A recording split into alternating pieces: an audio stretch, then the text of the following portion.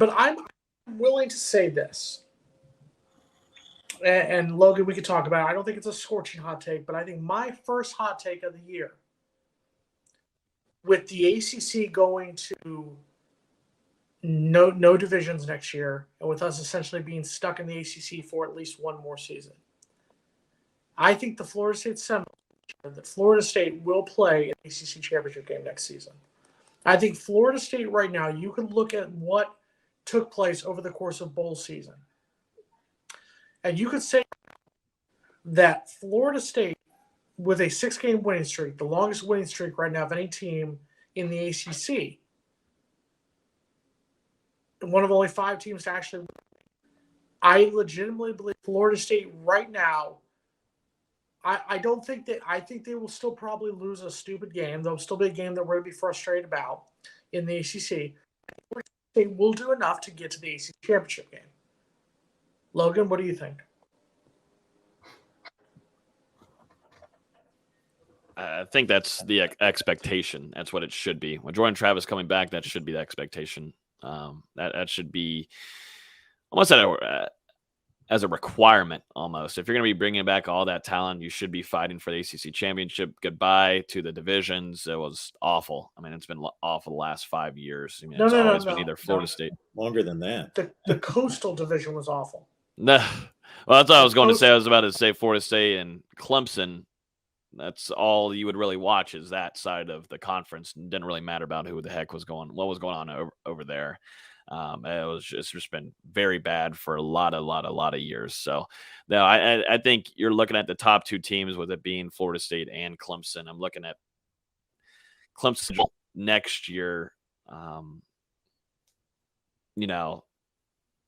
They've got a not so rough one. Have we learned about Sam Hartman yet? He's gone, right? Am I late on that? The big rumor is Notre Dame. Yeah. They face Notre Dame on November 4th. Yeah. There's a lot of I think there's the expectation requirement is to reach an ACC championship with the talent coming back, Jason. I don't think there's any ridiculously about it anymore. I think Florida State, with bringing back Fabian Levin, it's crazy to say. I think they would have gotten really close to beating Clemson this year. They end up being one of the top ACC teams in the country. This is something that should be an expectation at this time and place as we head into 2023. After what we saw this year, the improvement, man, and beating teams that you should beat and beating them in a good margin there is something that we haven't seen in a little while, and it starts to feel like Florida State football again. And when it starts feeling like Florida State football again, you should be going to ACC championships.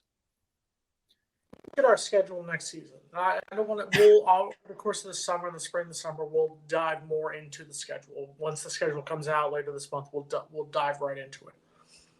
But I want to ask you to the schedule of the 12 teams on our schedule next season. LSU won 6 of their last 8 games. Duke won 5 of their last 6 games, 5 games of the season. Southern Miss won their last 2 games. But then you look at the rest of the schedule. Non-conference. Northern Alabama lost their last 9 games. Florida lost their last 3. Boston College lost 6 of their last 7. Miami lost 3 of their last 4. Syracuse lost 6 of their last 7. Wake Forest lost 4 of their last 6. They won a bowl game. Virginia Tech lost 7 of their last 1 win being by 1 point over Liberty. To me, this is where I'm going to say it like this. To me, the LSU game is the most important game for the season. Because if we come in that LSU game, right now we are coming in hot. Like you said earlier, I think it'll be a top 10 matchup between both teams playing hot at the end of the year. I think game, because if we win that game, conceivably our toughest road game is probably obviously Clemson and maybe Pitt. But other than that, it's a very, very, very, very winnable schedule next season. I would have loved to have seen a Florida State Clemson rematch at the end of the year. I would have been fascinated to see that, because I think Florida State just continued to improve.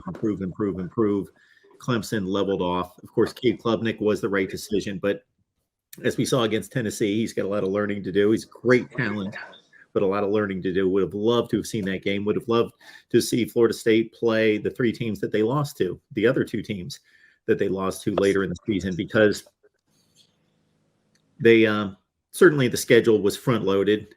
But they did, as to Jason's point, they did to inferior teams what they used to do, what you would expect Florida State to do: trample them, trample Georgia Tech, trample Boston College, and it was impressive. Now, Jordan Travis, you guys know where I was on him 2 years ago. It was okay. You were a hater. You were a hater. Oh, okay. Let's be more accurate than that. I said he's a first-time starter, and based on where he is right this second, he is not an ACC starting quarterback. He's not a Florida State ACC starting quarterback. But what did he do? He took a big leap in 21, then he took another big leap in 22. This guy's arguably, he's a top 5 to 10 quarterback in the nation now. He improved so much as a passer and leader, and now he's coming back for another season. Oh, nobody, and I think Logan and I are arguably two of the biggest Florida State homers there are out there. We both love. That being said, neither one of us was dumb enough to say before the start of the season that Jordan Travis would throw for over 3,100 yards, and just put up the number.